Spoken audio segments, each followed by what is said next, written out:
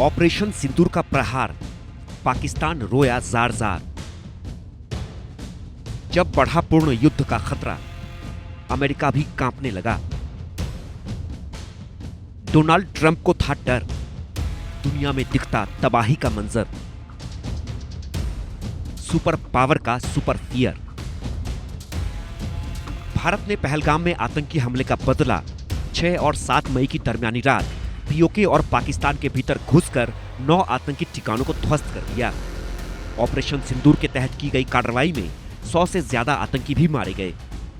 जिन आतंकियों और उनके ठिकानों को पाकिस्तान भारत के खिलाफ दहशतगर्दी के लिए इस्तेमाल कर रहा था, उनकी बर्बादी पर पाकिस्तान बौखला उठा।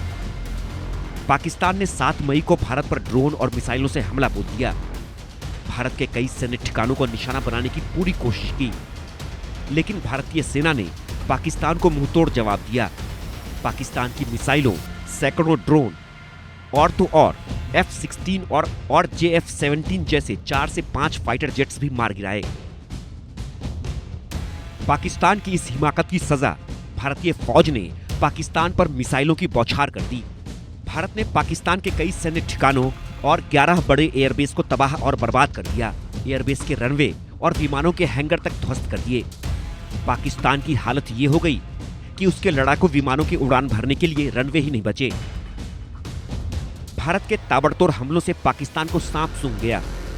शहबाज और मुनीर की सेना की सांसें फूल गईं। खुद को तबाह और बर्बाद होता देख पाकिस्तान सीज फायर के लिए चिल्ला उठा।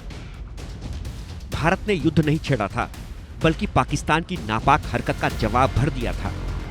इसलिए भारत ने पाकिस्तान के सीज फायर के प्रस्ताव को मान लिया, लेकिन अपनी शर्तों के साथ। ये तनाव भारत और पाकिस्तान के बीच था।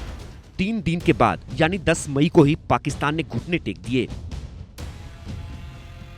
लेकिन सीज फायर से ठीक पहले एक नाटकीय घटनाक्रम भी हुआ। अमेरिकी राष्ट्रपति डोनाल्ड ट्रंप ने भारत और पाकिस्तान के बीच सीज फायर का क्रेडिट लेने की भरपूर कोशिश की। सीज फायर की घोषणा से ठीक आधे घंटे पहले उन्होंने सोशल मीडिया ट्रुथ पर पोस्ट किया।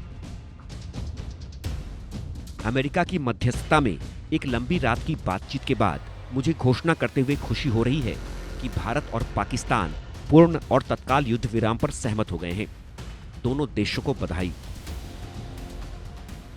ट्रंप खुद को सीज फायर के लिए दुनिया के सामने अगुवा की तरह पेश करने की कोशिश कर रहे थे, लेकिन विदेश मंत्री एस जयशंकर ने फौरन ट्वीट कर यह साफ कर दिया कि सीज फायर का फैसला भारत और पाकिस्तान के बीच का फैसला है। किसी तीसरे देश की इसमें कोई भूमिका नहीं है और न ही भारत किसी तीसरे देश का हस्तक्षेप स्वीकार करेगा। उन्होंने लिखा, भारत और पाकिस्तान ने आज गोलीबारी और सैन्य कार्रवाई रोकने पर सहमति बनाई है। भारत ने आतंकवाद के सभी रूपों और अभिव्यक्ति के खिलाफ लगातार दृढ़ और अडिग रूप अपनाया है। वह ऐसा करना जारी रखेगा। दो देशों के तनाव के बीच चौधरी बनने की उनकी पुरानी आदत है। यहां भी उन्होंने ऐसा ही किया और श्रेय लेने की होड़ में एक बार फिर कूद पड़े। ट्रंप ने एक कदम और आगे बढ़ाते हुए ट्वीट कर लिखा कि सीज फायर के लिए अमेरिका ने भारत से व्यापार रोकने की धमकी दी थी। ट्रंप ने ट्वीट किया, हम आप लोगों से बहुत ज्यादा व्यापार करने जा रहे हैं। अगर आप झगड़ा बंद करते हो तो हम व्यापार करेंगे, अगर नहीं करोगे तो कोई व्यापार नहीं होगा। ट्रंप के इस विवादित बयान से भारत के तेवर चढ़ गए। भारत ने ट्रंप की चौधराहट को उतारते हुए तुरंत उनके दावों को खारिज कर दिया। साथ ही ये भी बताया कि भारतीय हथियारों की ताकत ने पाकिस्तान को झुकने के लिए मजबूर किया, किसी की मध्यस्थता ने नहीं। From the time of Operation Sindoor